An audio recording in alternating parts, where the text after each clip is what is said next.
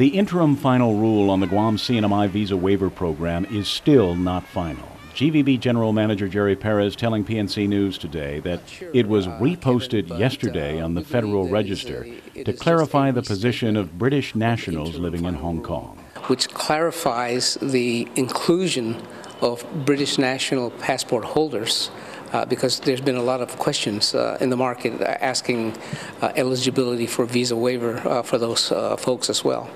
So there's still hope. So we believe that the final rule is still yet to come, and that this restatement of the interim final rule is to clarify the BNO situation. Homeland Security Secretary Janet Napolitano has already utilized her parole authority to continue to allow Chinese and Russian visitors into the CNMI without visas.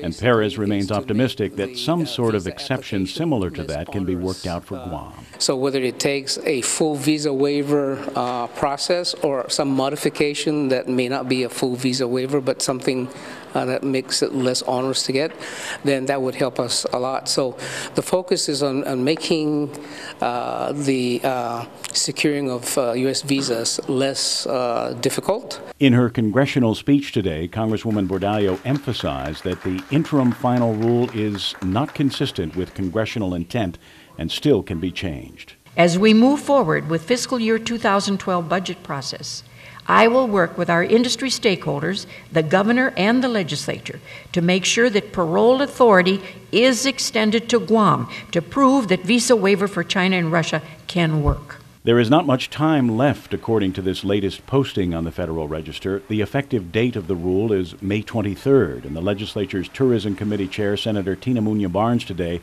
urging the governor and the congresswoman to redouble their efforts to get Homeland Security to include Guam. Our tourism numbers are going down, especially with the unexpected disaster that happened in Japan. This China visa waiver is very, very critical at this point.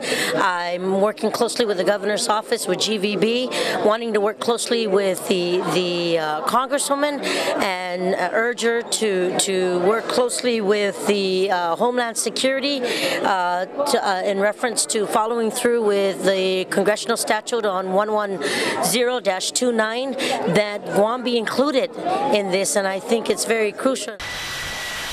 The steep decline in cancellations in the wake of the Japanese disaster are dire, now approaching 30%, said Governor Calvo today.